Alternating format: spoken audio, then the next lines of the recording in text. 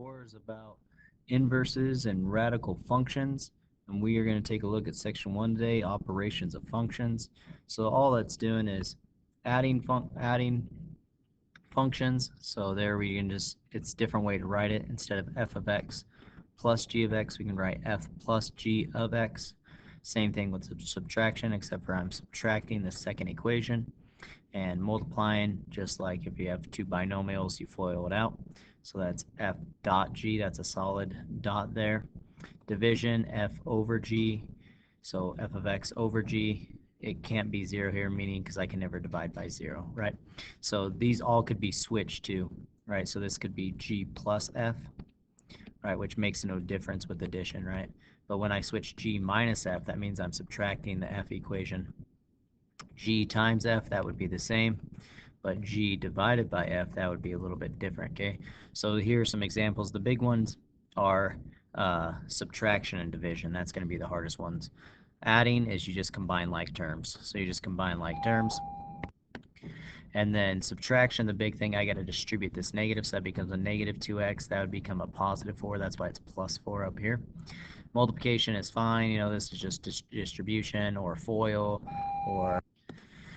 So, and then the division is when I'm dividing by, which we can do synthetic division possibly or long division. But the big thing is setting that denominator equal to 0 to figure out what you can't plug in for x. So let's look at example number 1. Adding and subtracting functions. So this says f plus g of x. That just means f of x, which is negative x squared plus 3x plus 1. And I'm going to add g of x, which is, I guess I could switch colors. So I'm adding 2x squared minus 5. So I just combine like terms.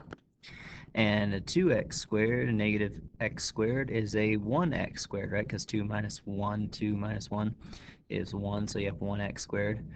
A 3x, there's no other 3x, so positive 3x, and then a 1 minus 5 is a negative 4. So there you just combine like terms for adding.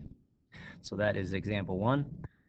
Part B is taking f of f minus g of x, which is just taking f of x, which again is the negative x squared plus 3x plus 1, and then subtracting g of x. So when I subtract g of x, that means I'm subtracting that whole function of g of x.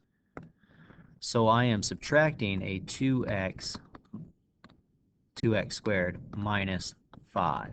So I'm subtracting a 2x squared, and then I'm subtracting a negative 5, which is a positive 5. So the big thing here is you got to distribute that negative into g of x. So I got to distribute this negative to whatever g of x is. The common mistake that's made is usually the students just subtract the first term and forget to subtract the next following terms. Okay, so you got to distribute that negative to both of them. Now, once that's done, now it's just combining like terms. So I look at my x squareds. I have a negative x squared and negative 2x squared, so that's negative 3x squared. I have a 3x and no other 3x, so it's just plus, because it's positive 3x, plus 3x, and then a plus 1 plus 5 is a plus 6. So that would be f minus g of x. So there's adding and subtracting functions.